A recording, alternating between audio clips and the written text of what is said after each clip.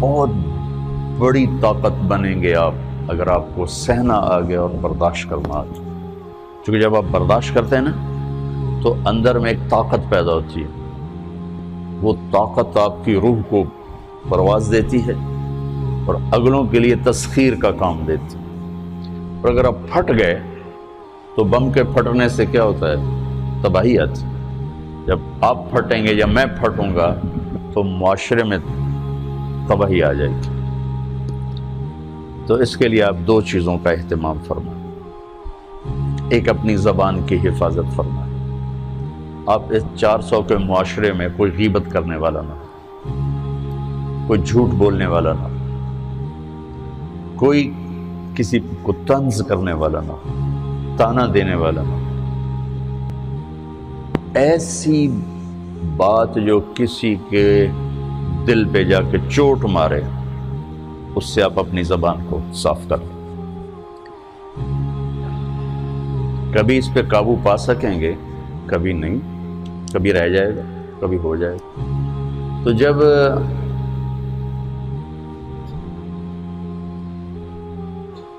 ہاتھ سے نکل جائے بات تو پھر اللہ نے ہمارے لیے توبہ کا دروازہ رکھا ہے.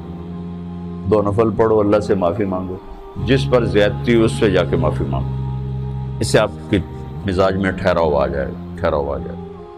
تو میں آپ سب سے یہ گزارش کرتا ہوں کہ اس معاشرے میں آپ اپنی زبان پہ قابو پانا سیکھیں. برائے میرا بہت فائدہ ہوگا. ایک زندگی گزری ہے، شام قریب ہے، تو پوری زندگی کے تجارب نچوڑ بھی اس میں شامل ہیں. اور تجارب نچوڑ کو گولی مارو اور دیوار پہ ڈال دو. میرے نبی کا فرمان اس کے لیے کافی ہے کہ آپ نے فرمایا کہ 2 چیزوں کی ضمانت دے دو، میں جنت کی ضمانت دیتا. ایک تمہارے جو 2 جبڑوں کے درمیان ہے، ایک تمہاری 2 ٹانگوں کے درمیان ہے، اسے پاک کر لو، میں جنت کا ضامن بن جاتا. اور معاذ بن جبل سے فرمایا کہ تمہیں پورے دین کا نچوڑ بتاؤں. کہ جی کیا؟ تو آپ نے اس حدیث کو میں نے پتہ نہیں ہزاروں لاکھوں دفعہ بیان کر دیا ہے اور ہر دفعہ بیان کیا ہے کہ اچھا یہ ایسے کر کے کیوں فرمایا؟ یہ پہلے کیا پھر کہا کف ھذا. اور کہا کس کو ہے؟ جن کے بارے میں آتا ہے کہ اس امت کے علماء کا جھنڈا قیامت کے دن معاذ بن جبل کے ہاتھ میں ہوگا. اتنے بڑے آدمی. تو 18 ہجری میں انتقال ہوا.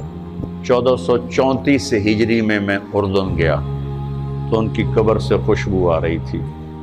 1400 سال گزر گئے، ان کی قبر سے خوشبو کا آنا بند نہیں ہوا. اتنے بڑے آدمی کو کیسے سمجھایا؟ بچے کی طرح. معاذ اس زبان کے قابو. تو آپ سب کو، اپنے آپ کو بھی کہتے ہیں. وہ عرب خطیب کہتے ہیں اوصیکم نفسی اولا و ایاکم کر کے عام طور پہ خطبہ شروع کرتے ہیں. تو میں بھی اپنے ذات سے شروع کر کے آپ سے یہ عرض کرتا ہوں بچوں کہ اپنی زبان پہ قابو پانا سیکھو. یہاں اس کی مشق کر لو. یہ چھوٹا سا میدان ہے، چھوٹا ایک تالاب میں ہے. آپ تالاب، یہاں سے نکل کر آپ ایک سمندر میں کودیں گے جہاں کہ رشتوں کی فہرست ہوگی، تعلقات کی فہرست ہوگی، ناگواریوں کے خوفناک خاردار کانٹے ہوں گے. کہیں کہیں پھول ملیں گے ورنہ کانٹوں سے بھرا جہان ہے.